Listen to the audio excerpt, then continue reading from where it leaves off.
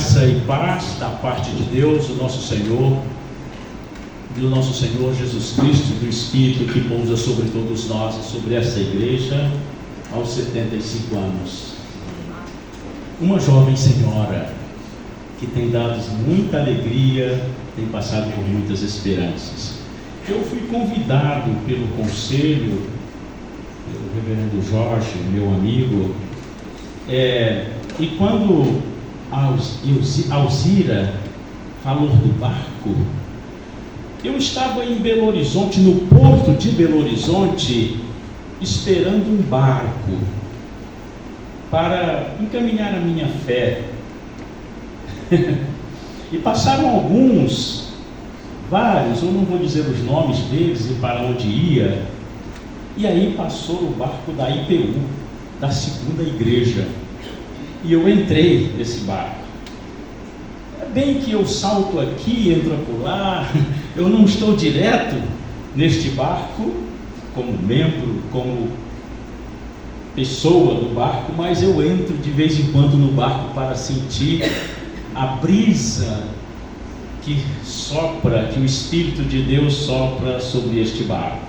Eu estou muito feliz, não somente por este momento de ocupar o púlpito da segunda igreja num momento tão especial, mas também por participar deste barco, ora sim, ora não, ora quando posso. Muito obrigado, segunda igreja, por este convite. Fico muito feliz neste momento.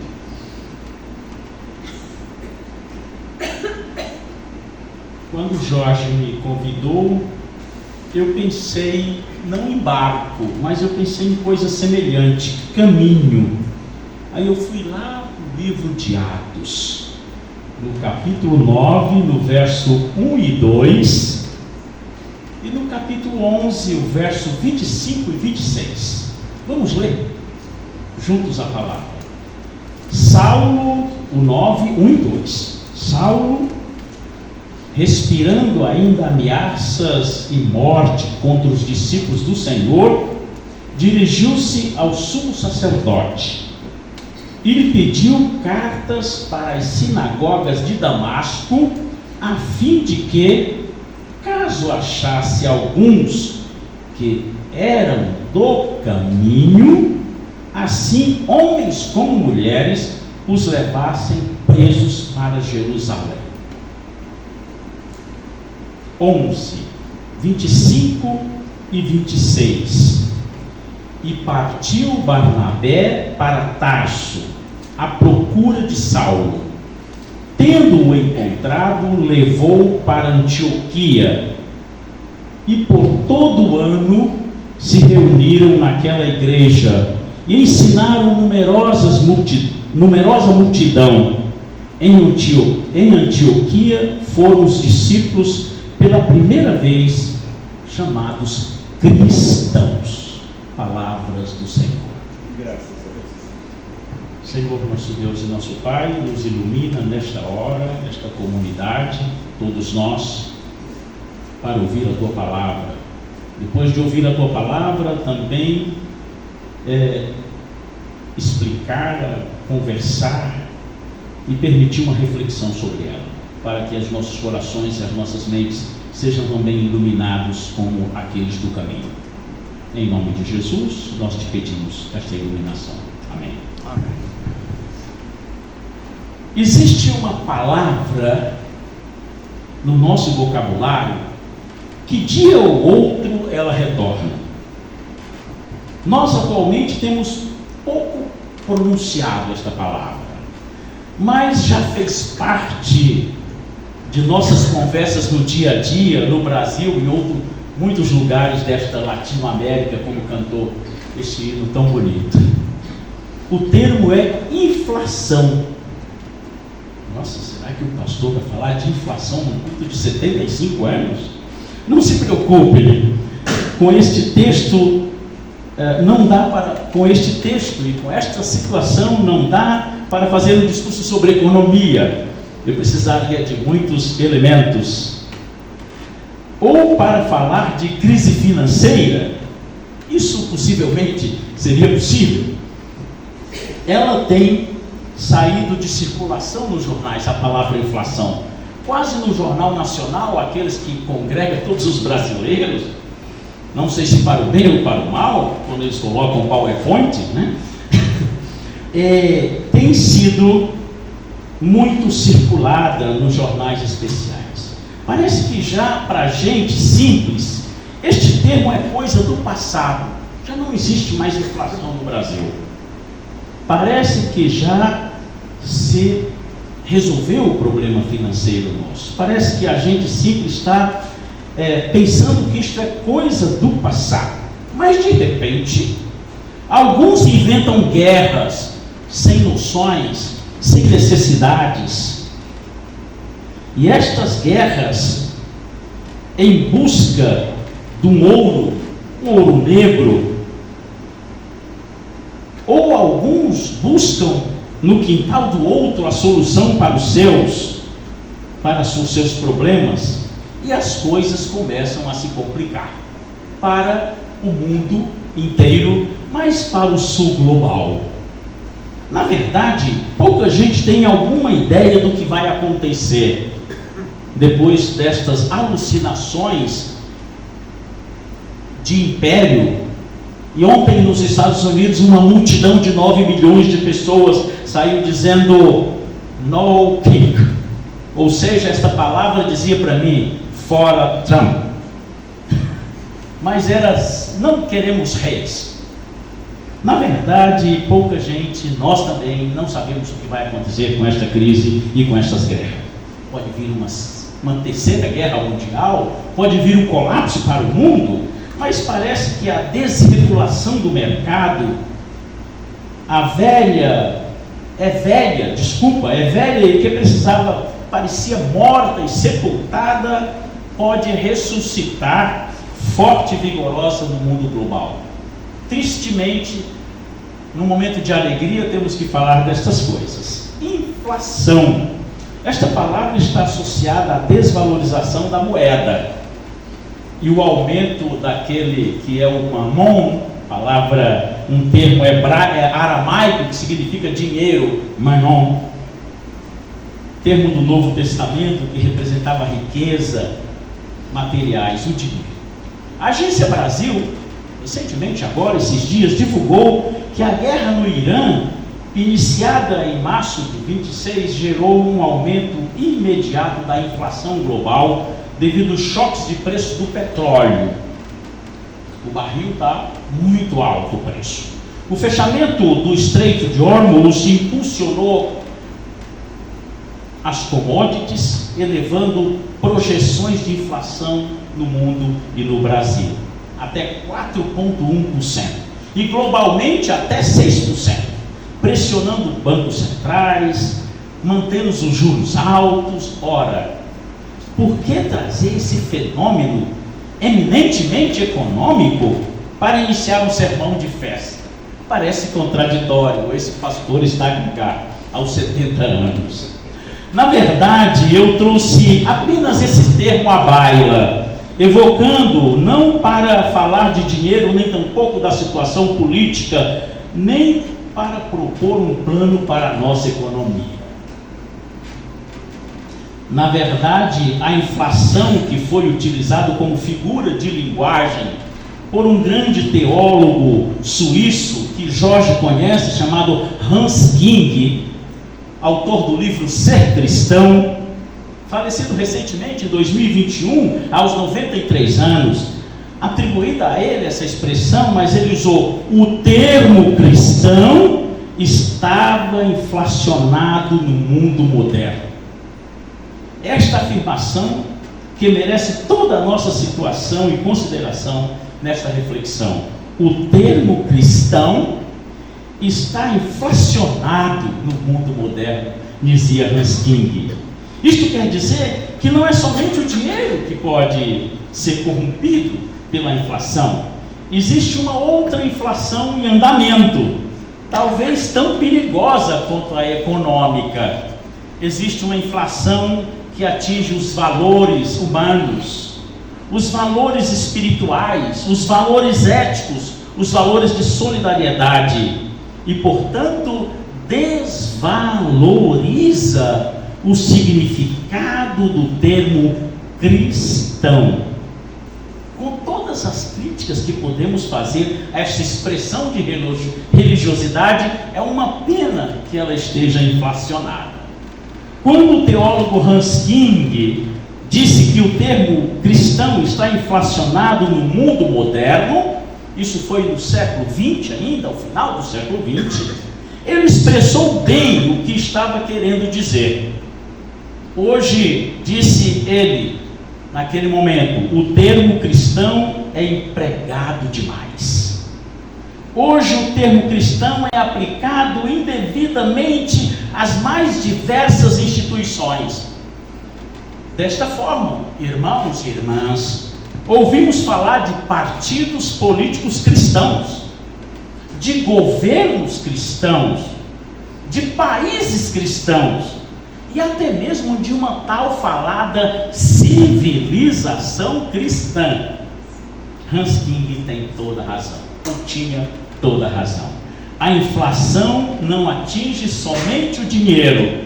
O termo cristão está inflacionado.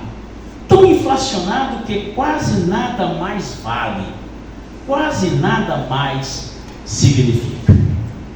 Então vamos ao texto bíblico, como é tradição reformada. Nós vamos ao texto bíblico para falar do hoje. Foi por causa disso que lemos os 4 versículos. O livro de Atos dos Apóstolos. Nesses 4 versículos nós retornamos às origens da igreja primitiva.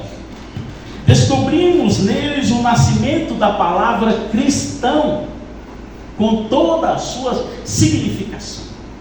Aprendemos quando foi utilizada pela primeira vez. Os 2 primeiros versos, lendo no capítulo 9, referem-se à igreja de Antioquia, que também era o nome de uma cidade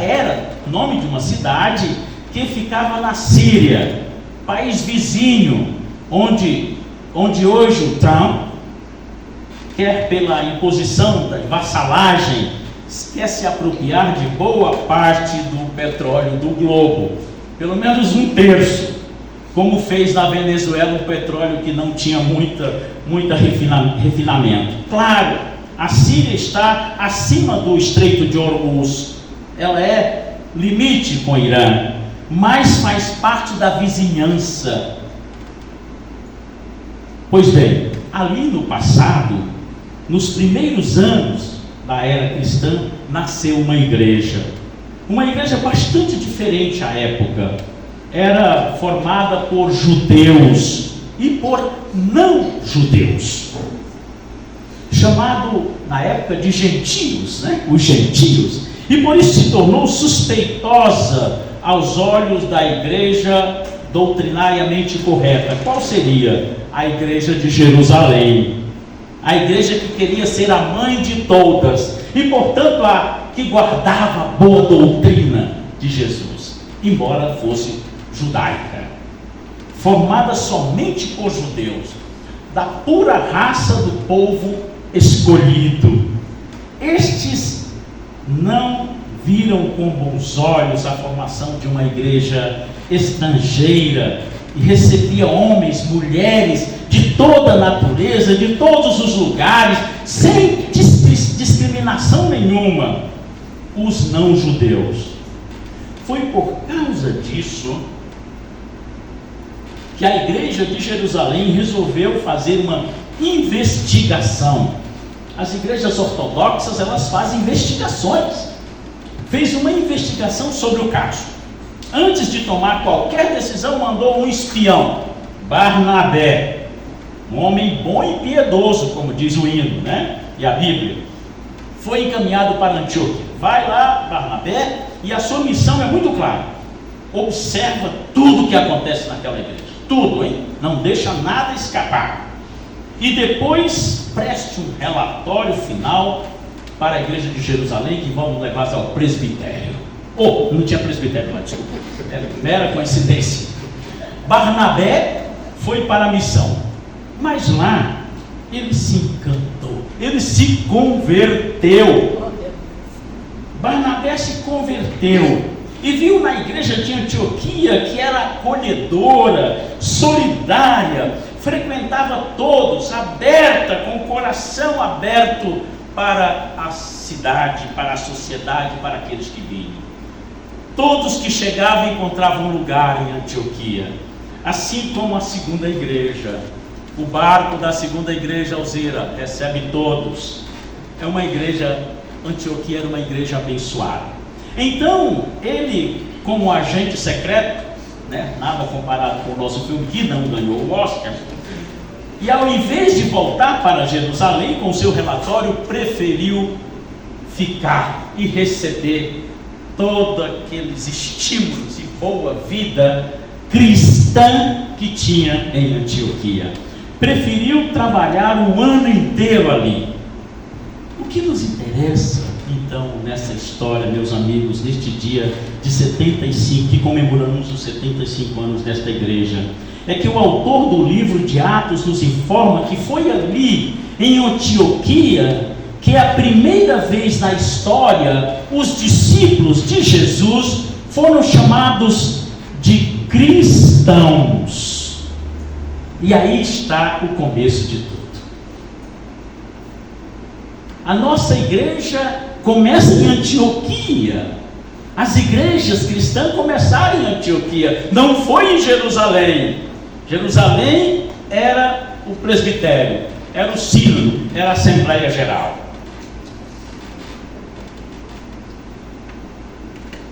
Foram chamados de cristão. Cristo é uma palavra grega que corresponde à palavra Messias. Cuidado com isto, com esta palavra. Nada como se ele tivesse aparecido no Brasil recentemente. Se Cristo tivesse aparecido no Brasil recentemente, eu não queria ser chamado de cristão. Eu trocaria o meu nome. Cristo em grego é Messias em hebraico. Querem dizer, Cristo e Messias quer dizer a mesma coisa. Significa ungido de Deus. Cuidado o que vão fazer com esta informação, hein? Por favor, já que o Messias está meio solto. Porém, Cristo e Messias era somente um dos títulos de Jesus de Nazaré. Mas em Antioquia, por causa desse título, os discípulos foram chamados de cristãos. Cristãos, os seguidores de Cristo. Devemos perguntar, e antes disso, como eles eram chamados? Como os discípulos eram chamados antes de ser cristãos? Judeus? A resposta está nos dois últimos versículos do capítulo 11, que lemos.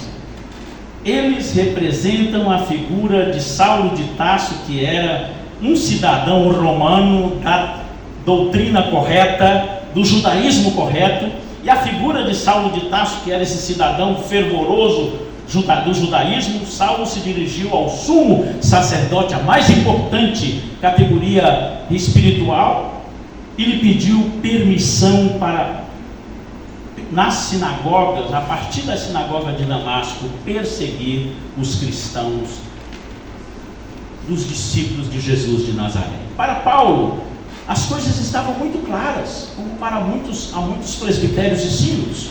Os discípulos de Jesus de Nazaré representavam uma ameaça ao judaísmo, à religião oficial.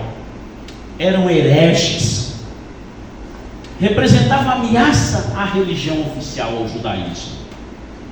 Eram hereges e precisavam ser combatidos, destruídos, porque o outro, para mim, não serve. Tem que ser todos iguais. O diferente a mim não me serve. Tem que ser todos iguais. Não podiam continuar em liberdade, espalhando suas falsas doutrinas e contaminando o mundo. O que nos interessa então nessa história é que o autor do livro de Atos, de passagem, que Saulo queria capturar homens e mulheres que eram do outro caminho, ou do caminho. Aí então, irmãos e irmãs, como sucedem as coisas? No começo, os discípulos de Jesus eram chamados de os do caminho. Antes que alguém tivesse inventado o nome cristão, assim que deu origem à civilização cristã, se empregava o termo os do caminho. Talvez os do caminho de vários caminhos, especialmente pela a Rua dos Guajajara, né? Este do caminho nos leva ao Antigo Testamento, para fazer a ligação entre o Novo, o Antigo, o Hoje, né? Então, os caminhos são os de Jesus. E lá no Antigo Testamento também nos revela esses caminhos. Isso nos desperta a curiosidade. Por que razão os discípulos eram chamados de os do caminho? Para entender tudo isso, temos que voltar a nossa atenção lá às origens.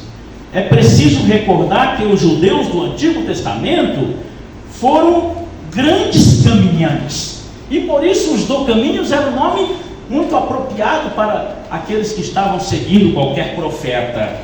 Abraão, lembrem-se, eu já ouvi muito falar mal de Abraão neste púlpito. Abraão, o pai de Israel, ouviu um dia a voz de Deus e saiu da sua terra, da casa da sua parentela, para caminhar sem saber para onde ia. Caminhou sem saber para onde ia, como tem uma expressão na psicanálise que chama um caminhante, mas a expressão eu não lembro agora. Jacó, no final da vida, repleta de muitas caminhadas, caminhou com todos os seus filhos para a terra do Egito. Moisés e todo o povo hebreu deixaram as panelas de carne do Egito a fim de caminharem pelo deserto, diz a tradição, 40 anos em direção à terra prometida. Muito mais tarde, os babilônios conquistaram Jerusalém e os judeus se puseram ao caminho novamente para a terra do cativeiro. Então, caminhante era uma palavra muito conhecida para o mundo judaico. Em toda a história, o caminho estava sempre presente. Foi por causa disso que os judeus passaram a empregar o termo do caminho para se referir à vida moral e espiritual da igreja. Da igreja não, da religião. Às vezes até tem uma igreja que me parece, que eu não estou muito lembrado, que é a Congregação Cristã no Brasil, que se refere aos do caminho. Aqueles que são do caminho, que estão lá, que são membros da igreja, né? Dentro do judaísmo surgiu uma doutrina dos dois caminhos. Eu acho que os mais velhos, me permitam dizer, conhecem aquele belo, eu não sei se é belo, mas um quadro chamado Os Dois Caminhos. Eu até fiz uma cópia aqui no meu sermão, Os Dois Caminhos. A minha mãe tem esse quadro lá no quarto dela, Os Dois Caminhos. O caminho do justo e o caminho do reto. O caminho tortuoso e o caminho da salvação. O caminho da perdição e o caminho da vida. E o caminho da morte.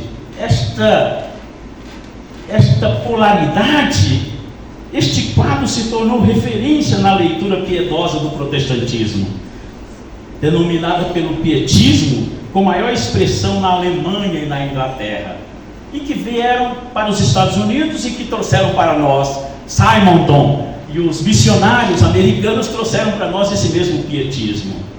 Foi nesse contexto que o judaísmo de Jesus Cristo, onde ele nasceu e cresceu, um dia, querendo explicar a um dos seus discípulos quem ele era, afirmou: eu sou o caminho, a verdade e a vida. Jesus fez referência a essa tradição do caminho hebraico, do judaísmo, para dizer quem ele era. Eu sou o caminho, a verdade e a vida. Ninguém vai ao Pai senão por mim. Ao dizer essas palavras, Jesus estava se utilizando de uma expressão hebraica dos judeus. E Jesus afirmou com convicção: eu sou o caminho. E por causa disso, meus amados e minhas amadas irmãos, que os seguidores de Jesus passaram a ser conhecidos a princípio como os do caminho. Eles tinham um caminho, eles eram do caminho. Para eles, Jesus era o caminho, o único e verdadeiro caminho, que nada poderíamos parar, que nada poderiam pará-los em um porto qualquer. O barco, Alzira, seguiria até o seu destino final. O caminho da vida não eram as leis mosaicas. Jesus havia explicado isso. O caminho era uma pessoa, era o outro, era alguém, Jesus. O caminho, por meio dele, é possível chegar à salvação. Nenhum outro meio, nem a graça, nem as obras, nem as obras é possível, somente pelo caminho de Jesus. E portanto eu pensei numa canção, que até quase matei o Jorge essa semana. Se caminhar é preciso, caminharemos unidos. Terminando esta mensagem, esta igreja, eu diria que devemos perguntar agora qual foi o sentido de tudo isso para a vida da igreja primitiva, ela lá, da Antioquia. O que significou para os primeiros seguidores de Jesus ser do caminho? Para esse tipo de pergunta, penso em uma resposta, às vezes tautológica. Ser do caminho significa ser caminhante. Isso é tautologia própria. É possível ser do caminho permanecendo parado, imóvel, estático, sem mudança, sem reformado, sempre reformando, sempre no mesmo lugar, sem nenhuma caminhada? Não, não é possível. Existe um texto na história da igreja que representa bem esta ideia. É um texto antigo, do século III, século IV, agora não me lembro. É um texto que foi redigido na primeira metade, foi redigido até na primeira metade do século II. Ficou conhecido sobre a epístola de Diogneto. Nessa época, os seguidores de Jesus estavam sendo perseguidos no Império Romano. E a epístola de Diogneto foi redigida em defesa dos cristãos. Ou seja, nessa defesa nós encontramos as palavras lindas da patrística, que nós perdemos muito quando não estudamos a patrística. Os cristãos não se diferenciam dos demais por sua nacionalidade, lá do segundo século, nem por sua linguagem, nem por seus costumes. Os cristãos vivem em seus próprios lugares, mas como transuente, essa palavra sempre me pega pelo pé, como peregrinos, cumprem todos os seus deveres de cidadãos, mas sofrem como estrangeiros. Onde quer que estejam, encontram sua pátria. Mas sua pátria não está em nenhum lugar. Encontram-se na carne, mas não vivem segundo a carne. Vivem na terra, mas não são cidadãos da terra, são cidadãos dos céus. Obedecem às leis, mas não vivem acima daquilo que as leis querem. Amam a todos, mas todos o perseguem. No segundo século, alguém iluminado escreveu sobre a diversidade, sobre o lugar que nós temos. Aí, meus amigos e irmãs, uma descrição precisa de como viviam os cristãos do segundo século. Eles eram os do caminho. Porque eram caminhantes, eles eram do caminho porque viviam peregrinos. Eles caminhavam porque não se conformavam com o mundo. Não significa que eles andavam perambulando, mas não se conformavam com o mundo que viviam. Caminhavam porque buscavam transformar o mundo. Caminhavam e ansiavam pelo estabelecimento do reino de Deus na terra.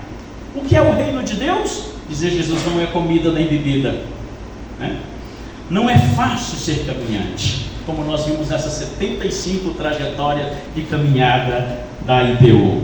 Quem caminha não desfruta do conforto da vida estabelecida, da igreja, do país, da política. Quem caminha sempre muito se cansa e se fadiga. Alguns ficam pelo caminho, pelos portos mais fáceis de descer. Quem caminha corre todos os riscos que existem no caminho. O caminho é cheio de riscos. Quem caminha tem que caminhar. O seu destino é caminhar. Infelizmente, nos nossos dias, o termo cristão está inflacionado. Voltar à inflação, que eu falei lá no início. Temos partidos políticos que se dizem cristãos. Temos governos que se dizem cristãos. Países que se dizem cristãos. E até a chamada civilização cristã. Como o termo inflação, o termo cristão vale muito pouco. Vale quase nada hoje. O termo cristão vale pouco ou quase nada. Parece que pouca diferença faz alguém dizer que é cristão e que não é cristão.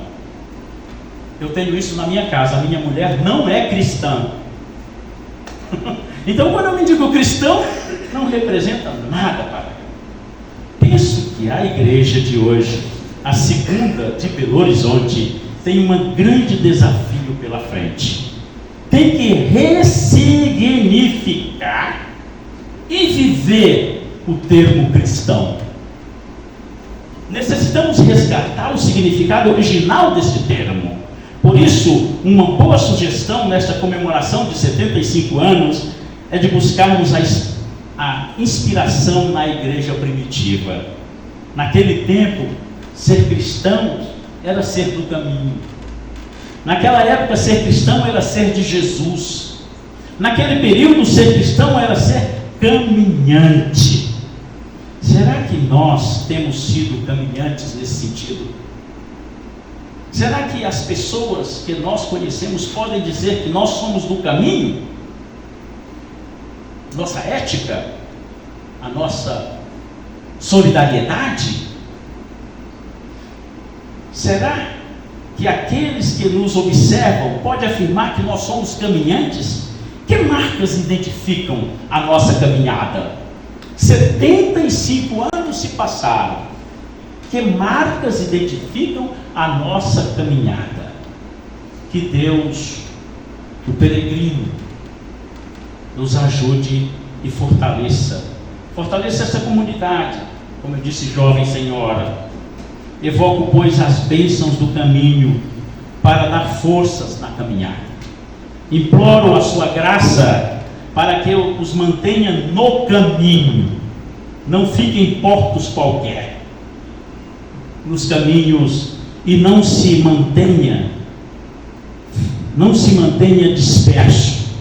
A graça que os mantenha no caminho deste mundo, unidos, solidários no caminho deste mundo que Deus escolheu habitar, deixando-nos a esperança de onde Ele estiver, nós também estaremos. Só lhe deu graça, ou seja, a graça seja dada somente a Deus.